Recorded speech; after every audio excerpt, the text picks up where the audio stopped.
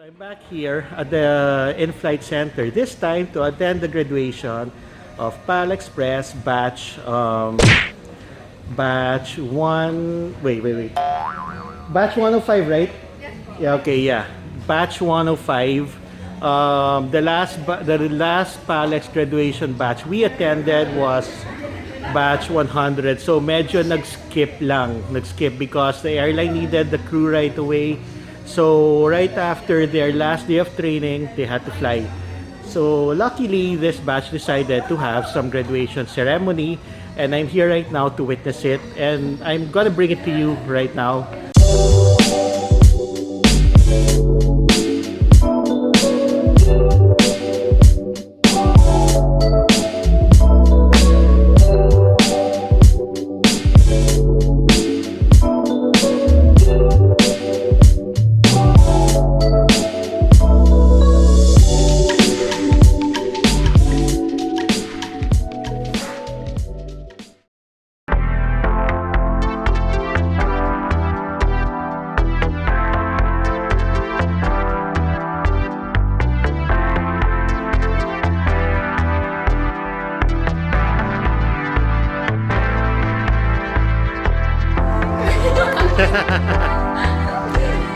Okay, I'm here right now with Rai, one of the graduates here at batch 105 from PALEX. She endured 4 rejections before becoming cabin crew. So, yung 4 na yun, ilang years yun bago na? 1 year. 1 year? 4? Opo. Oh, wow. Pero paano mo na-handle? Kada rejection ko, I make sure na nag-improve ako. And binabago ako. So, every apply, tumataas ko yung mga narating step sa application. Pero minsan ba, nagkakaroon ng, let's say, people telling you, oh, huwag ka na doon, ganun, kasi hindi meant for you. Nagkakaroon ka ng ganun? So far naman po wala. Very supportive yung family ko. Pero sometimes sa akin nagsisimula yung So, sarili ko lang po yung parang kalaban ko. Pero yung family ko naman very supportive. Dream mo ba maging FA ever since? Yes, siguro since high school. Since high school. And right now, nandito ka flying. Actually, anong feeling that you know you achieved your dream in your final year? Sobrang saya po kasi. Yeah. Masaya ako sa ginagawa mo kahit makapagod. Fulfilled ka. Yeah. So yun, Rai? Yeah, Rai went through 4 rejections, so that means 4 turndowns bago naging cabin crew. So kung let's say, I mean, just keep pushing for your dream, di ba? Anong masasabi mo sa mga future generation flight attendants? Ano masasabi mo? Piece of advice? Rejection is part of the process. Just trust the process and you'll get there. Correct. So thank you for, for your piece of advice. Marami makakanood, no? Marami makakatulong nun. So try lang po. Yes, keep trying and until you succeed, all right? Thanks so much. Okay, we are here with another one, and she's actually viral. Kung bakit siya viral, alamin niyo na lang bakit. This is Jonabel here with me.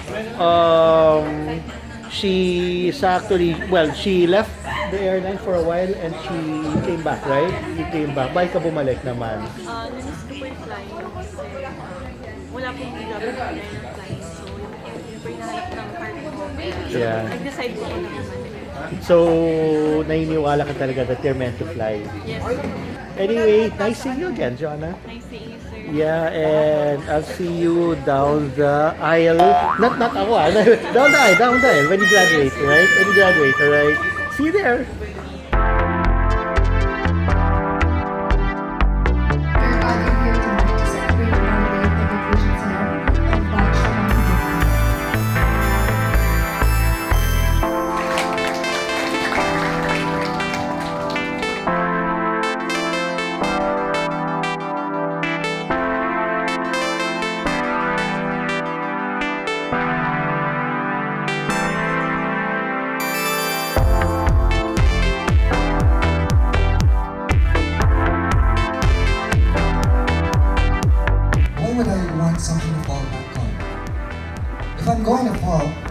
fall back on anything. I want to fall forward. To get something you never had, you have to do something you never did.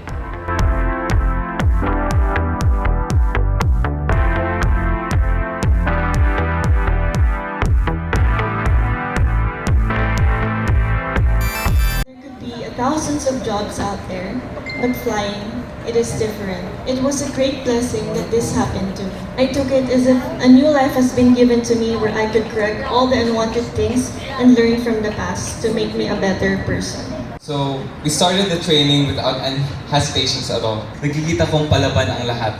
It has been oneself lifelong dream, as I once shares it in front of the class during the class introduction. Sabi pa ni Sir Aloy, oh, lifelong dream na naman. Sabi niya, parang alam ko na anong sasabihin ng iba ulit. Then, in our batch, you could see a lot of personalities, unique family backgrounds, in different walks of life. Instructors welcomed us wholeheartedly with a caution that made us feel like giving up already where the end of the training is still a blur. We thought it was just all about the glamour, safety, demonstration, and service, but it's not what we expected. We were wrong, memorizing 1,178 pages to be exact. And the manual is not a joke.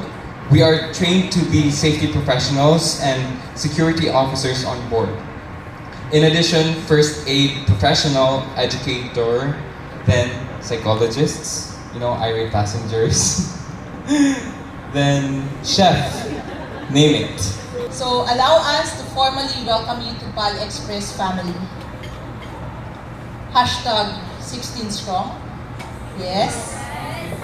Hashtag batch 10 fantastic. Yes. Hashtag anak ni Moj. Yes. And hashtag I love you all.